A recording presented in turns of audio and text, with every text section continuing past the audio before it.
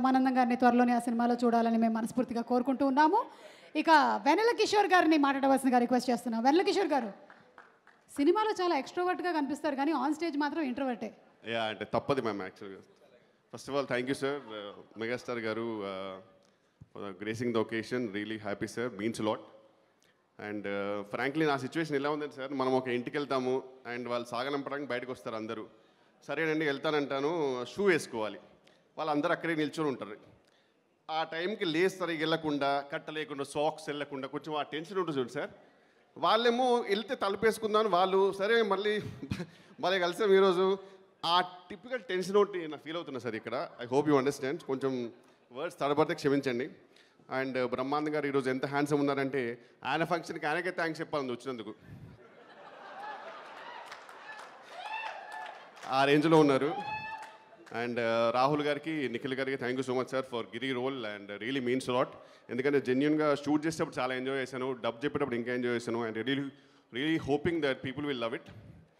And మా cinema బుజ్జుతల్లులు Priya వడ్లమని, అసలు ఆమె శారీ కట్టుకొని మా షూట్కి వస్తే మొత్తం యూనిట్ అంతా ఆ మ్యూజిక్ వస్తుంటుంది వాళ్ళకి, అలాగుండేది. అలాగే బంగారు తల్లి ఐశ్వర్య గారు, super memory, fantastic single take artist. అలాగే చిట్టి చెల్లి దివిజ గారు, వీళ్ళందరూ చాలా, వీళ్ళు అసలు సినిమాలో ఉంటే ఒక ఫ్యామిలీలాగా అనిపించేది కాదు, యాక్టర్స్లానే అనిపించేది.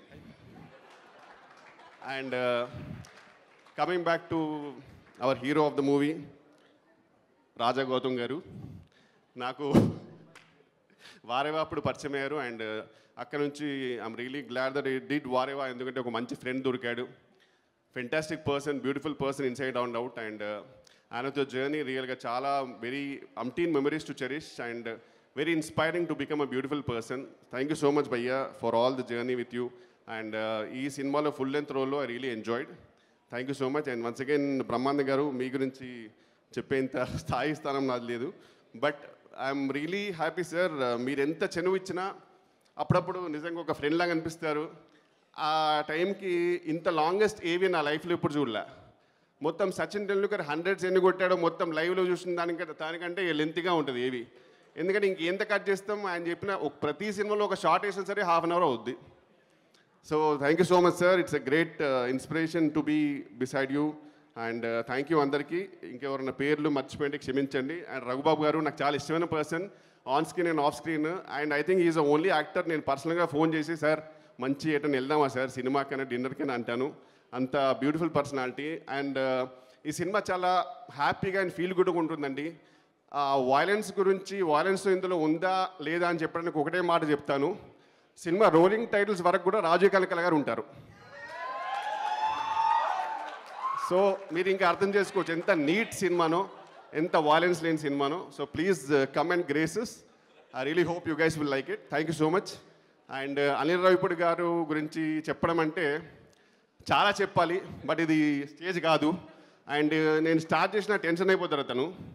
బట్ ఒకటి ఏంటంటే ఆయనకి వేరే లెవెల్ ఫ్యాన్ ఫాలోయింగ్. కిషోర్, నువ్వు నా గురించి మాట్లాడితే నేను నీ గురించి మాట్లాడతాను.